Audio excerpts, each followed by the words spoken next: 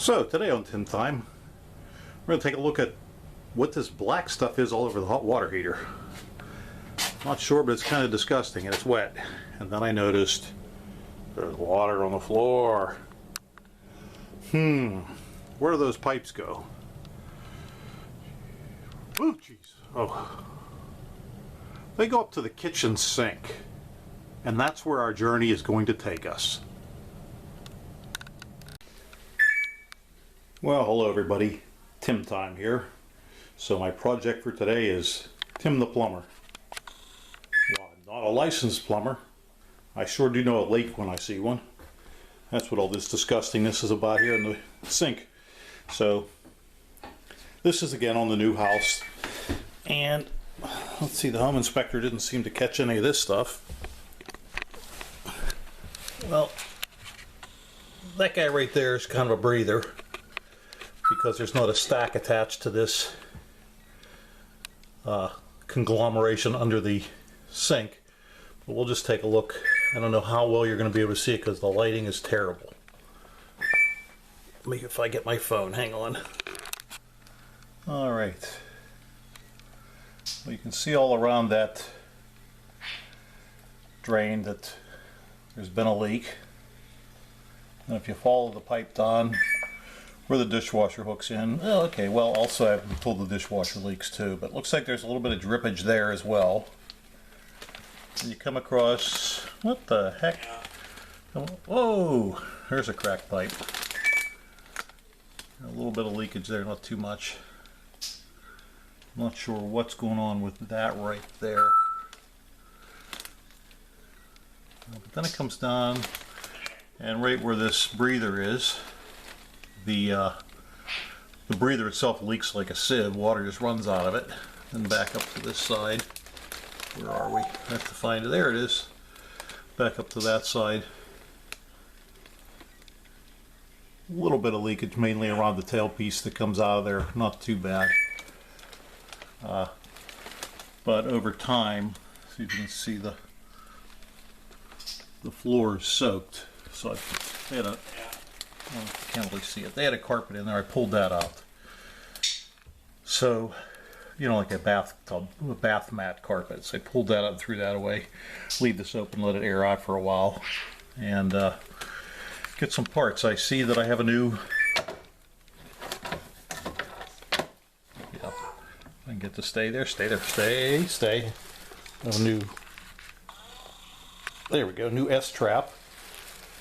And I might have enough pieces to piece settle together, but I think I'll just go out and get a new one. I want to measure what the distance is, because that's a very big sink, very old-fashioned sink, so to speak. And I have a tailpipe too for the, if I need it, for the dishwasher side right there that has the little nipple sticking out of it. So I want to get a new style drain anyhow. That's a very old one, the one that goes up in here, the drain basket, the strainer basket rather. And I'm going to do away with that breather. There really should be a stack off of that pipe behind that goes all the way up. But I just can't have water leaking every time I drain the sink. So I'll let you know how this goes when I go get some parts. Alrighty, so got everything out. Looks much better without everything in there. I'll take that pipe off yet as well, but be replacing everything and get rid of that union connection thingy that's in there right here where they spliced two pipes together. I just got longer pipes, so that should take care of that, and we'll be getting rid of that, the breather, and then going straight in there. I do want to replace, I don't know if you can see it, kind of dark, sorry I don't have any lighting up here, but I want to replace that drain anyhow. That's an older style drain, so that'll just unscrew, and I got a new seal for it. Alright, it's out. So what I did was I cleaned the surface here with steel wool, and underneath with steel wool to make it smooth, because that's kind of where the mating surface is going to be. Then I'll take some plumber's putty and put a little bead all the way around here, so that when I pull the new doohickey into place, it'll seal under here. Then the bottom part has the gasket, which will seal from underneath.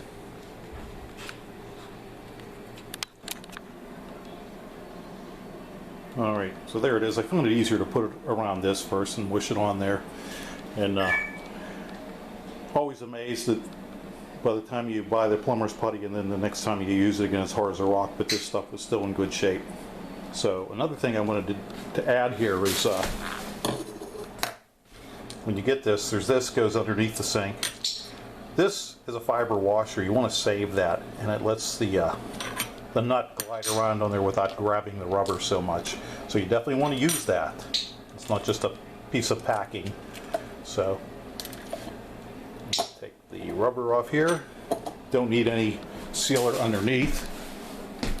We'll drop this into place like so, and then I'll climb underneath, and if to insert the nut, you won't be able to see me from under there. Not enough room and not enough light. Now I'll use a big pair of channel locks like this to tighten them. I don't have a drain wrench or a spanner or whatever you want to call it, so I use that.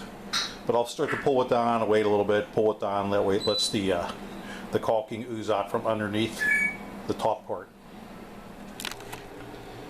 So there it is. As I'm tightening it down, you can see the caulking starting to come up around here. And I'll just pull this away with my finger and throw it in the garbage. But you can actually hold this. There's enough friction just when you hold this when you're tightening the lower nut that you can get it good and tight.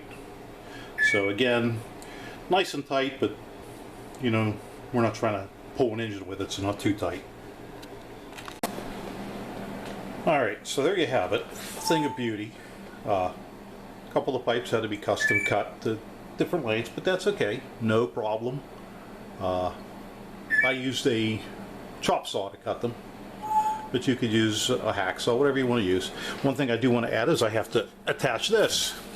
That's the hose for the air conditioner, for the dishwasher.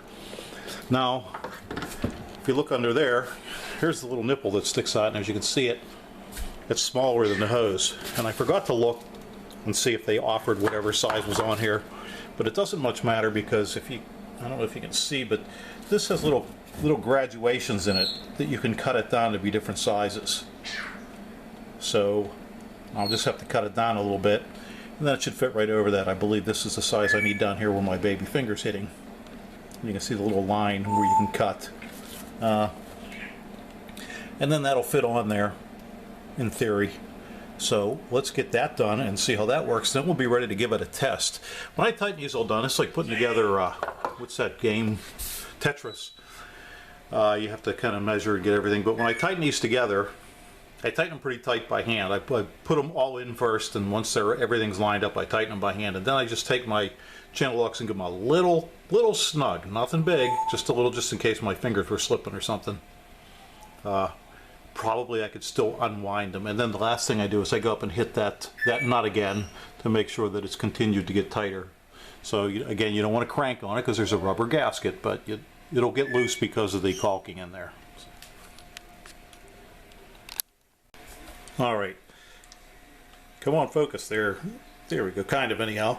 Got the the dishwasher line cut. Now it won't slide on all the way because the tubing starts right about here, so you only get about an inch and a half on there, and there's probably about 2 inches on that nipple. So, but it's good and tight, and won't come off, and it won't turn. So one of the other things like that I did want to show you, and I'm sure you can figure it out. If I can figure it out, you can figure it out. But just to reassure a lot of people, these things, they act as not only a seal, but also they hold the pipe in place. When you tighten the nut down on them, it forces this little narrow end down into the hole, so it seals it up and it keeps the pipe from moving too. So you always want to make sure you put them on the right way.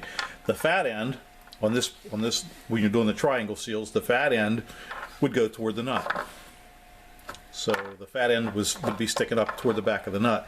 The pointed end, or the narrower end, goes to the pipe, and it can actually fit inside the pipe, so to speak. Now there is another kind of seal. Let me see if I have one. But it would be a flat seal, and it would go on something like this. Let me see if I have one here. Alright, here's one here. It's like a hi-hat. If you look, it's not a triangle seal. It's basically flat on the top, and this just sits down inside like so, and then it makes this is meant to butt right up against something like that. Instead of fitting inside it, it butts right up against another part of the pipe. So where would you find those? Let's see. They would be up in here under, or if I can see where my fingers are pointing to. Oh, but what the heck? I think I've gone crazed. Okay, we'll look at this side. They would be up under here because that's a flat flange that goes onto a flat fitting. Just showing you. So, alright, I think we're about time to see how bad it leaks now that I'm done. And I had to keep cleaning the sealer out around here, which that's a good sign because it means that it's pulling down in. And again, like I said, you don't want to crank on that, not too much. I take it nice and slow, and I keep tightening it as I'm going along.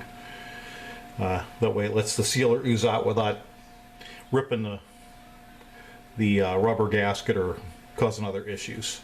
So now we're going to see how bad it leaks. Let's turn this on. I think what we're going to do is maybe I'll put a stopper in there first and let it fill up. Make sure nothing obvious is leaking under here. Oops, you can't see because there's no light. Let me pause this. Alright, so we still got a lot of water on the floor from the other leak and from me changing stuff, but I filled the sink up, and I'm going to pull that out and let it go, and we'll see if there's anything under here.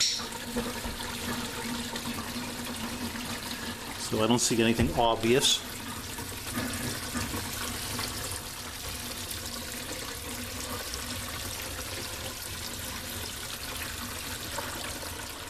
Back up a little bit so we keep the light on. Alright, so the best thing to do now is just reach around and feel at all your joints. But I have a wet hand from pulling that napkin out. Let me dry it off my hand. You can even use a paper towel to reach. Of course, look at the low points, because that's where it's going to be. Obviously, it's not going to go uphill. Nothing there. Nothing there. Nothing there. So I think we'll call this a success. And I'm going to get that to dry out down in there. I don't know what that is. I think it's cardboard. I don't know if that's black mold on there or what, but I'll have to spray it down with bleach and kill all that. But that should stop that. The next thing we're going to have to tackle is under the dishwasher here. I think there's another small leak from the dishwasher. But that'll be for a different day. So thanks for watching, and I hope you had as much fun doing it as I did fixing it. So take care, and maybe the next Tim Time project will deal more with some radio stuff. I was out trying to find a place to put the antenna, and I did find a place, but now I got to find a way to bring the coax in. A lot of things to consider when you're here, because the basement doesn't go under the entire house. It goes under about 3/4 of it. Of course, right where I wanted to put the antenna, there is no basement, so now I have to track over, and there's still a foundation, but if I would have drilled through that, it wouldn't have done me any good. So again, thanks for watching, and I hope this helped you out. See ya.